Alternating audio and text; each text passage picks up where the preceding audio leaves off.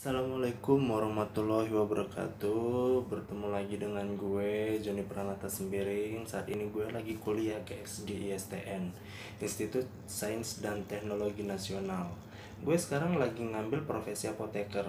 Dan sekarang gue lagi ada tugas nih guys buat video. Videonya tentang COVID atau coronavirus ya. Nah, di sini gue pengen bahas apa sih coronavirus itu gitu kan.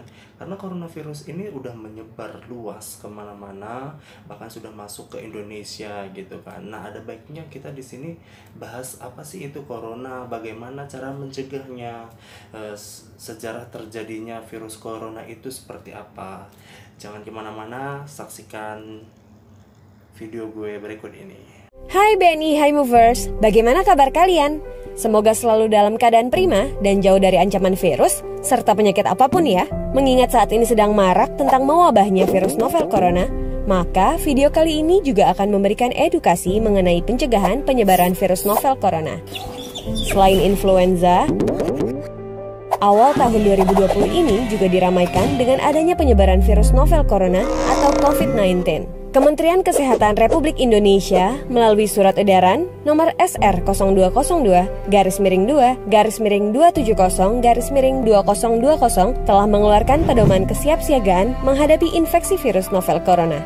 Sebelum sampai ke pencegahan, ada baiknya bila kita mengenal terlebih dahulu apa sesungguhnya virus novel corona itu. Virus corona merupakan keluarga besar virus yang menyebabkan infeksi saluran pernapasan atas ringan hingga sedang, seperti penyakit flu.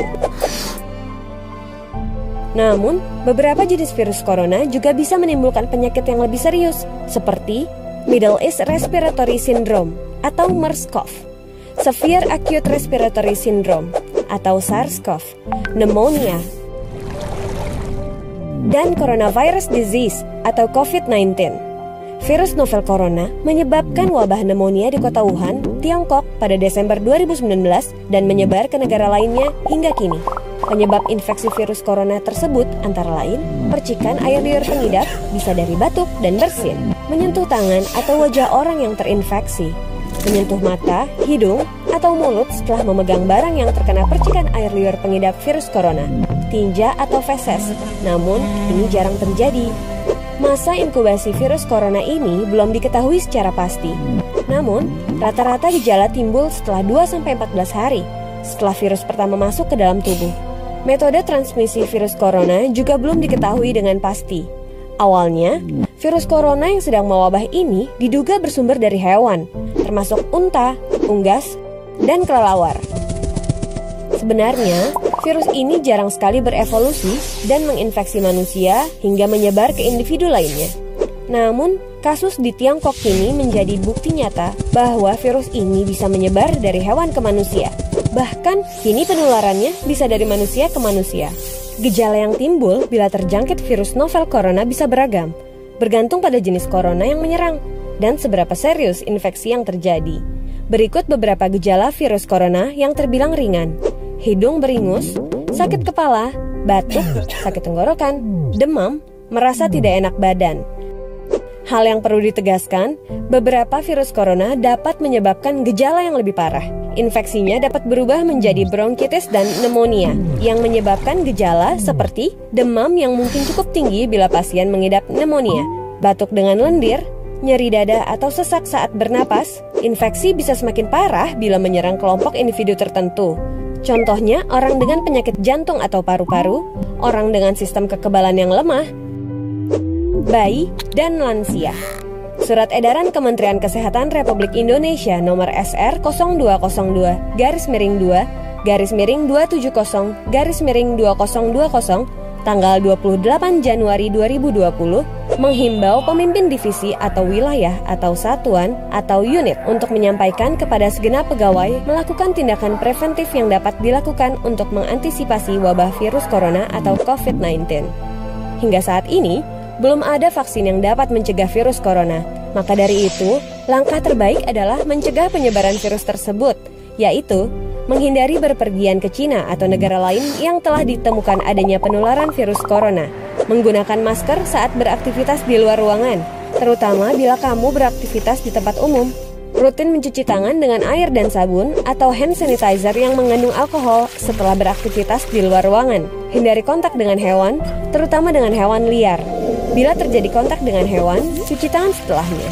Pastikan kamu memasak daging dan telur sampai benar-benar matang sebelum dikonsumsi. Tutup mulut dan hidung dengan tisu saat kamu batuk atau bersin. Kemudian buang tisu tersebut ke tempat sampah. Jangan menyentuh mata, mulut, dan hidung sebelum mencuci tangan. Hindari berdekatan dengan orang yang sedang sakit. Jaga kebersihan benda yang sering disentuh dan kebersihan lingkungan. Diharapkan, Organisasi Business Continuity Management atau BCM, yaitu Crisis Management Team atau CMT, maupun Emergency Task Force atau ETF yang ada di segenap divisi atau satuan atau unit maupun wilayah atau cabang atau sentra dapat berjalan baik dalam mensosialisasikan prosedur yang harus dilakukan dalam keadaan darurat serta mengupdate dan mengaktifkan call tree dalam hal terjadi kondisi darurat untuk dapat menghubungi dan mengetahui kondisi pegawai beserta keluarga. Guys, tadi itu cuplikan video gue tentang COVID-19 ya. Jadi menurut gue, bagi lo yang muda nih, dengerin anjuran pemerintah, social distancing, physical distancing, stay at home. Jangan sampai lo terkena virus ini, lo tertular, apalagi menularkan kepada orang tua kita yang sudah lanjut usia. Jadi menurut gue, mencegah lebih baik daripada mengobati. Mari kita bersama-sama untuk memutus mata rantai coronavirus disease 19 ini biar lebih cepat lenyap dari bumi pertiwi ini. Ya, stay positif, jangan lupa berdoa, jangan lupa beribadah, jangan lupa bersih karena memang kebersihan itu yang utama, kebersihan sebagian daripada iman. Wabillahi taufiq walhidayah. Wassalamualaikum warahmatullahi wabarakatuh.